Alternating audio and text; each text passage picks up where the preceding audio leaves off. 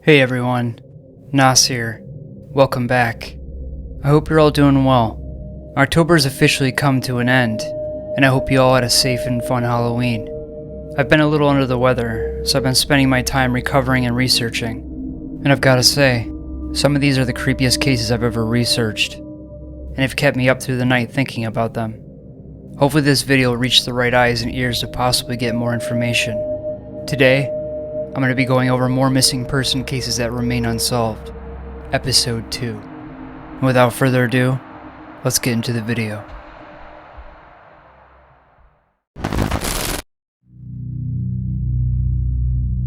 "24-year-old Jennifer Joyce Cassie was last contacted by cell phone at approximately 10 p.m. on January 24, 2006. She was at a residence at Mosaic Apartments in the vicinity of the 3700 block of Conroy Road in Orlando, Florida at the time. She has never been heard from again. It is believed Cassie got up and left for work at approximately 8 a.m. the next morning, but she never arrived there. She was employed as a financial analyst at a timeshare in Ocoee, Florida at the time of her disappearance. Her co-workers notified her family after she did not show up to work, and her parents let themselves into her apartment. Nothing appeared to be out of place there, but Cassie was missing, as were her purse, her cell phone, and her black four-door 2004 Chevy Malibu with a Florida license plate number H90KYC. 3 days after Cassie's disappearance, her car was found in a parking lot of the Huntington on the Green apartment complex at Americana in Texas, less than a mile away from her residence. Residents at the complex stated that the car had been in the parking lot for several days. Bloodhounds tracked Cassie's scent from her vehicle back to her residence. There was no signs that a struggle had taken place in or around her car, and a valuable DVD player had not been stolen. Authorities stated that they were looking for a person of interest in Cassie's disappearance after reviewing surveillance tapes in the area where her car was found. An unidentified person, around 5'3" to 5'5", was seen parking Cassie's car, getting out and walking away. Investigators are unable to confirm whether the person is male or female, and this individual is the prime suspect in Cassie's disappearance. They were wearing clothes similar to what a painter or manual worker would wear. Prior to her disappearance, Cassie had expressed concern that her apartment complex was unsafe. She had been living on her own for only a few months prior, and there were a few other residents in the complex which was under construction. Cassie stated she was frightened of some of the construction workers. It has not been proven that any of them were involved in her disappearance. She had a good relationship with her boyfriend, and vacationed with him to the Virgin Islands the month she went missing. He is not considered to be a suspect in the case, as he has an alibi. It is extremely uncharacteristic of Cassie to miss work, be out of touch with her family, or leave her cell phone turned off. It has been turned off ever since she disappeared. There has also not been any activity on her credit cards or EasyPass. Unfortunately, Jennifer Joyce Cassie has been missing for almost 17 years. Sadly, her case remains unsolved. 37-year-old Nicole R Burgess was last seen in Nashville, Tennessee on May 23, 2014. Burgess sent a text message to a friend that day, and this is the last time anyone has ever heard from her. She had planned to go to Sparta, Tennessee the next day but never showed up, and when her friends checked her house in the 900 block of Oakville Drive, they noticed her car still parked in the driveway, with her purse inside it. The house, which was normally kept tidy, was in disarray. Burgess's 2 dogs were running loose without any food or water, and they had defecated several times on the floor. Neighbors reported seeing a car they didn't recognize at Burgess's driveway the weekend of her disappearance. One of them, a close friend of Burgess, reported seeing 2 individuals carrying something heavy out of the back door of the house in the early morning hours of May 24th. The witness recognized one of the people as Caleb J. Cannon, the father of Burgess's son, who was 10 years old at the time of his mother's disappearance. In October of 2015, Cannon was charged with Burgess's murder. He saw their son every other weekend, and she had mentioned him in her final text message and said they were arguing. After Burgess's disappearance, their son told a friend he might not see his mother anymore because she's probably dead, and he thought his father had killed her. Cadaver-sniffing dogs detected the scent of human remains at both Burgess's home and in the trunk of Cannon's car. Empty bottles of cleaning fluid, brass knuckles, and blood-stained bedding were found in Burgess's home after her disappearance. Authorities believe Cannon murdered her inside her home. put her body in the trunk, and disposed of it in an unspecific location. Cannon was tried for Burgess's murder in May of 2017. Their son testified against him. He maintained his innocence, but the jury convicted him after less than 2 hours of deliberation. He was given an automatic life sentence. Foul play is suspected in Burgess's disappearance, due to the circumstances involved. So who was the second person involved that was mentioned by the witness? What really happened to Nicole Burgess? Where is she? The remains of Nicole Burgess have never been recovered, and the case still remains a mystery. Zayla Walker was just only 2 years old when she went missing in Las Vegas, Nevada, on August 22, 2018. She was living in North Las Vegas with her mother, Lakia Walker, and maternal grandmother, Carla Richardson, in the 4600 block of Mission Cantina Avenue when she disappeared. Carla had filed a missing persons report for Lakia, Zayla, and Zayla's father, Ricky Beasley, on August 25, 2018. It was in that time period that Carla hadn't seen Zayla for approximately 2 weeks. Lakia headed to a job interview on August 15th and left Zayla with Ricky. The father had refused to return Zayla back to Lakia. Like any mother would do, she contacted the authorities to try and get Zayla back to her. While doing so, she begged Ricky to return Zayla through text messaging. Ricky told Lakia he would only return Zayla back if she paid him $13,000, in which Lakia promised she would raise the funds for him. During that period of time, Lakia mentioned to her mother that Ricky took Zayla to California to visit with a relative. On August 22, 2018, Carla last saw Lakia leaving in a hurry and saying, "I'll be right back." According to Ricky's mother, late on August 21st, she heard a loud noise from his bedroom that woke her up out of sleep. She dashed to the hallway to see Zayla crying in Ricky's arms. Ricky stated to her that he got angry when Zayla wet herself, and he threw a cot against the wall. The next day, Zayla and both Ricky and Lakia disappeared. According to a case summary, the couple had taken an unannounced trip, leaving Lakia's wallet, her vehicle, and cell phone behind.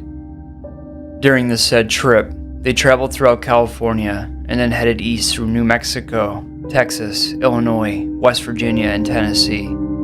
Later on, Lakia stated that she had slept in the car at rest stops and never stayed long in places. September rolled around, and by the 17th, Lakia and Ricky had run out of funds, so they returned to Las Vegas to get Lakia's credit and identification cards. Lakia met up with one of her cousins there, but dropped out of sight again once her cousin asked about Zayla. Once they were on the road again, Lakia and Ricky traveled across the border and into Tijuana, Mexico to spend 2 days there before making their way back to California. The San Diego police caught on to the two and questioned them about a missing persons report, but the couple told them that no one was in danger and that Zayla was with Ricky's relatives. On November 17, 2018, Lakia and Ricky were detained in Houston, Texas, when police ran their names at a traffic stop and learned about their daughter's disappearance. Zayla wasn't with them, and they told authorities that they hadn't seen her in several months. Lakia originally stated that Zayla was with Ricky's relatives and was released 48 hours after being detained. Ricky was, however, booked with possession of a stolen vehicle, since he was driving his mother's car without her permission. After getting out of jail in Texas, Lakia and Ricky returned back to Las Vegas, where they were detained by authorities there in December of 2018. Lakia was released, but Ricky was subsequently jailed on charges of first-degree child abuse and neglect, and also charged in the kidnapping of Zayla due to her disappearance. Lakia was interviewed several times by authorities and failed a polygraph test. She claimed that Zayla was with various other people, including Ricky's ex-girlfriend, his brother, and his mother. With this information, detectives were led to believe that Zayla was not alive. Ricky's stories changed and didn't line up as well, with even at one point stating that Zayla was with Lakia, and another time mentioned that she was with his mother. Both of the couple's phones were investigated, in which they left behind in Las Vegas when they took their trip. Ricky's phone showed a Google search history on how to stop seizures in children, and even looking up if would help. He even went to a dispensary that day to purchase some. Investigators were able to confirm that Zayla was never in custody of any of the family members after her disappearance in August of 2018. Neither Ricky or Lakia reached out to anyone about it either. Investigators are led to believe that Zayla suffered from a lethal injury at the time of her disappearance, and had passed away from the result. They believe that her parents went out of their way to dispose of the body as well. Although Ricky's mother stated that she kept her vehicle normally clean, Lakia mentioned to the authorities while Ricky and her traveled around the country that a terrible smell emanated from the trunk, a smell that smelled like rotten meat. Both Lakia and Ricky tried to get rid of the smell by vacuuming and cleaning the trunk with lemon-scented ammonia. Lakia was a nervous wreck and begged for Zayla to be returned in mid-August, when Ricky refused to give her back.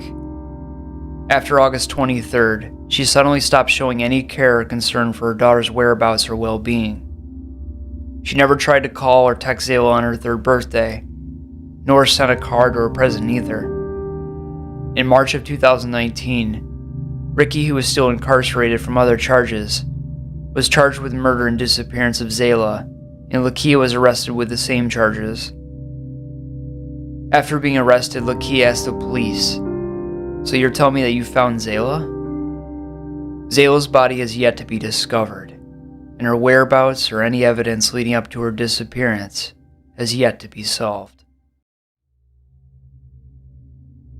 24-year-old Brianna Jade Vibbert was last seen at a Marathon gas station on Miller Road in Flint Township, Michigan, on July 17, 2017.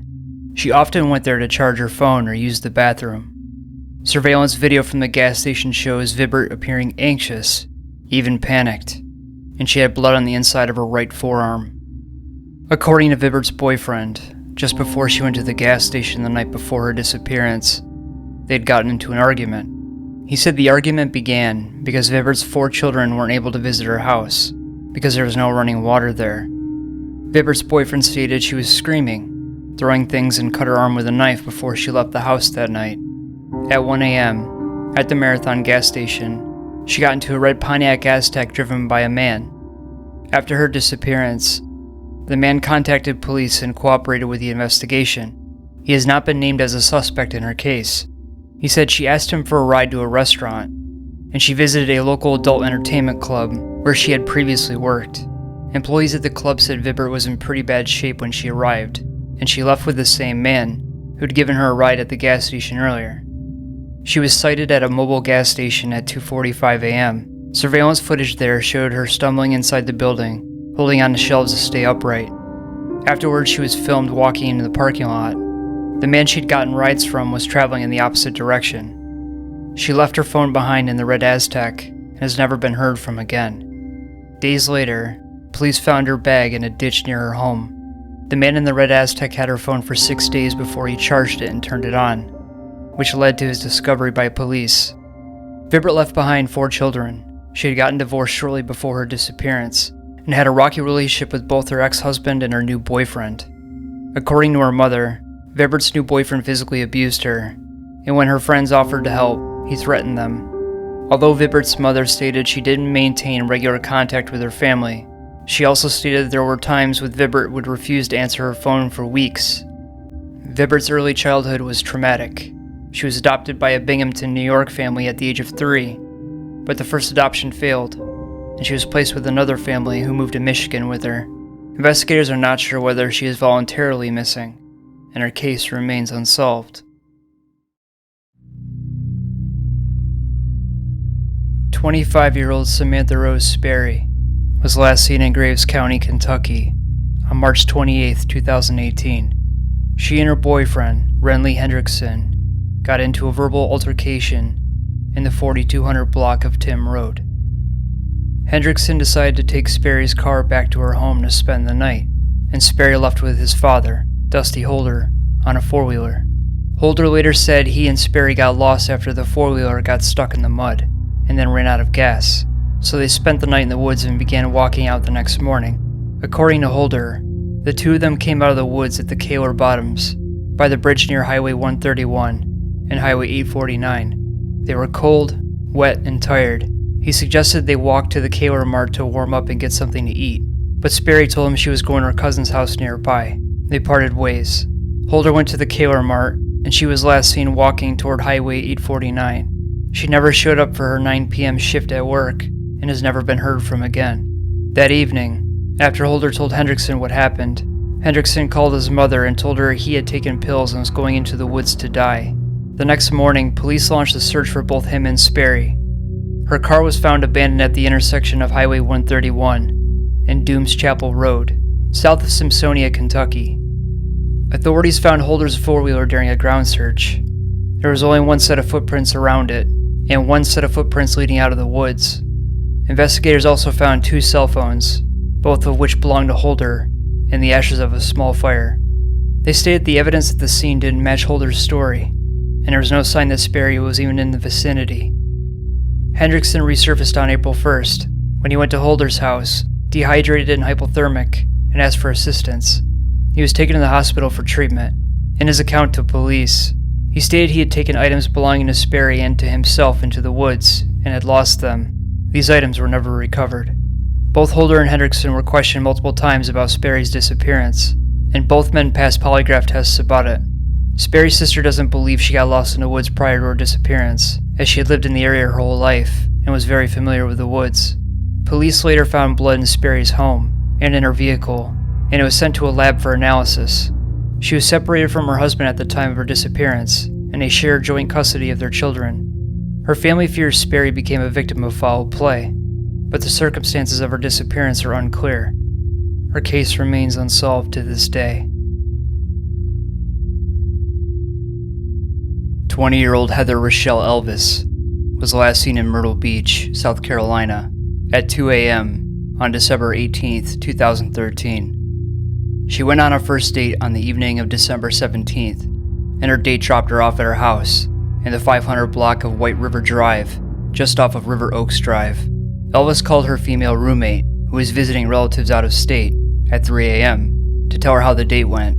The conversation ended at 3:41 a.m., and this is the last time anyone spoke to her. She's never been seen again. At 10:43 p.m. on December 19th, the day after she was last seen, Elvis's dark green 2011 Dodge Intrepid with South Carolina license plates was found locked and abandoned at the Peachtree Boat Landing along the Waccamaw River in Socastee, South Carolina. Her keys, purse, and cell phone were missing from the car, and they haven't been found. The place where Elvis's car was parked is out on the outskirts of Myrtle Beach, and only about an 8-minute drive from her parents' house. She liked to go out in the water occasionally, but she never went out late at night. Elvis was romantically involved with a 37-year-old married man, Sidney Maurer, prior to her disappearance. Her roommate stated that the relationship had ended more than a month before her disappearance, but on the night Elvis went missing, there were several calls back and forth between her and Sidney. The final call was at 6 a.m. According to Elvis's roommate, Elvis was upset and crying that Sidney told her he was leaving his wife to be with her. Sidney denied this and said he hadn't seen her since October. He admitted he called her at 6 a.m. on December 18th, but said it was only to tell her to stop calling him. In January of 2014, William Christopher Barrett and Garrett Ryan Starnes were charged with obstructing justice in Elvis's case. Authorities stated neither man was actually involved in her disappearance, but both had interfered with the investigation and posted false information on social media. Barrett is a friend of Elvis's father and allegedly tried to conduct a parallel investigation and search for Elvis. He denied having meant any harm. On February 21st, both Sidney and his wife of nearly 20 years, Tammy Kaysen Maurer, were arrested for 2 counts of indecent exposure and 1 count of obstruction of justice each. Shortly thereafter, they were charged with Elvis's kidnapping and then with her murder. Investigators believe they kidnapped Elvis and then murdered her at the Peachtree Boat Landing, where her car was found. In March 2016, however, the charges of indecent exposure, obstruction of justice, and murder against the couple were dismissed. Sidney was tried for kidnapping in June of 2016, but the jury was unable to reach a verdict, and the case ended in a mistrial. He was later found guilty of obstruction of justice and sentenced to 10 years in prison. In October of 2018, Tammy was convicted of kidnapping and conspiring to kidnap Elvis and sentenced to 60 years in prison. Authorities believe she and Sidney lured Elvis to the Peachtree Boat Landing on the night of her disappearance. Sidney was tried again in the case and found guilty of kidnapping and conspiracy to commit kidnapping. He was sentenced to 30 years in prison. Elvis is described as a responsible young woman. She did not have a history of dropping out of sight. She is a graduate of the St. James High School and had 2 waitressing jobs at the time of her disappearance, one at the Myrtle Beach House of Blues and the other at the Tilted Kilt Pub and Eatery. She had been offered a job as a makeup artist at a local salon and was supposed to start work the week of Christmas. According to her loved ones, prior to her disappearance, Elvis had lived the life of an ordinary young woman. She was active on social media and had many friends. Foul play is suspected in her case due to the circumstances involved. Heather Rochelle Elvis has never been found. 21-year-old Maura Murray was involved in a one-car accident on Route 112 in the Woodsville section of Haverhill in northern New Hampshire between 7 and 7:30 p.m. on February 9, 2004. Her car, a black 1996 Saturn with Massachusetts license plates, failed to make a sharp turn and ran off the road, striking a tree. This was the second car Murray had wrecked inside of 3 days. She had previously damaged her father's vehicle in another accident. A resident near the site of the February 9th crash called the police, even though Murray asked him not to. She had vanished by the time authorities arrived at the scene about 10 minutes later. Her car was left behind, severely damaged in the front end and not in a drivable condition. The doors were locked and a few personal belongings, including Murray's cell phone and her bank cards, were missing, but most of her possessions had been left inside. Murray has never been seen again. There were no footprints in the snow around the car and no indications of a struggle, and tracker dogs lost her scent within 100 yards.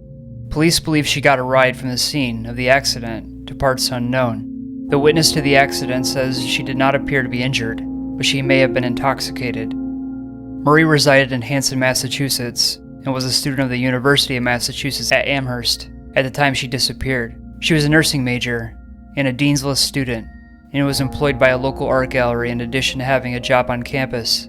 She planned to take a nursing job in Oklahoma after her graduation. 4 days before she disappeared, she left her job early at a supervisor's suggestion. She appeared to be extremely upset about something and was unable to work. It has not been discovered what was bothering her, but Murray's sister spoke to her on the phone the same evening and said that their conversation was normal. Murray emailed her professors the day of her disappearance and said there was a death in her family and she had to go away, but would be in touch upon her return in about a week. No one had actually died. After her disappearance, Murray's dormitory room was found packed up, as if she was planning on moving out altogether. She withdrew $280 from her bank account the day she disappeared, but there's been no activity on her bank accounts or credit cards since then. She packed up all of her belongings in her dormitory room into boxes, and left behind a personal note for her fiancé, an Army lieutenant named William Roche, who was stationed in Fort Still, Oklahoma. Murray also emailed Roche on the afternoon of her disappearance. In the email, she asked to speak to him. An untraceable call was made the day after she was last seen. Murray called Roche, but he only heard her breathing on the line. Investigators inspected Murray's computer after she vanished. They discovered that she'd been searching on the internet for information on hotels in Burlington, Vermont. Based on this information, they checked Burlington hotels for any signs of Murray, but turned up with no clues as to where she was. Murray and her father went hiking together in Burlington area in the fall of 2003, but she has no other connections to the city. She used to camp regularly in New Hampshire and knew the state very well, but there are no known reasons why she would go to Haverhill. Extensive searches of the woods around Haverhill had turned up with no evidence as to her whereabouts. There is speculation that Murray's case may be related to the disappearance of Brianna Maitland, a girl who vanished from Montgomery, Vermont on March 19, 2004, and she's still missing. Montgomery is only about 90 miles away from Haverhill. Both of them are attractive brunette young women, and both disappeared after car accidents, in which their cars were left behind with personal items inside. The FBI met with the local authorities to discuss possible links between the cases. However, they concluded that despite the apparent similarities, the two females' cases were probably not connected to each other. The theory is not being entirely ruled out, but investigators believe it's unlikely. Murray was a student for 2 years at the United States Military Academy at West Point, where she met Roche, before she transferred to the University of Massachusetts. She had majored in chemical engineering at West Point. She is described as a quiet, introverted, and extremely athletic person. She may have been carrying a backpack at the time when she vanished. Murray's family says it's uncharacteristic of her not to contact them, and they fear she's being held against her will. She had not been having problems with her family or her boyfriend at the time she disappeared. She has no history of mental illness. Police do not suspect foul play was involved in Murray's disappearance. Maura Murray's whereabouts remain a complete mystery to this day. Hearing about these cases has left a lasting impact on me that I haven't been able to shake. It's really tragic knowing that victims are still out there with no trace of their whereabouts. From young kids to adults, people unfortunately go missing, leaving people desperate to seek answers. If you or anyone know anything about the cases talked about today, please contact your local law enforcement. Any information you're able to provide would be an incredible help for these people trying to find closure. Thank you for watching, stay safe, and I'll see you in the next one.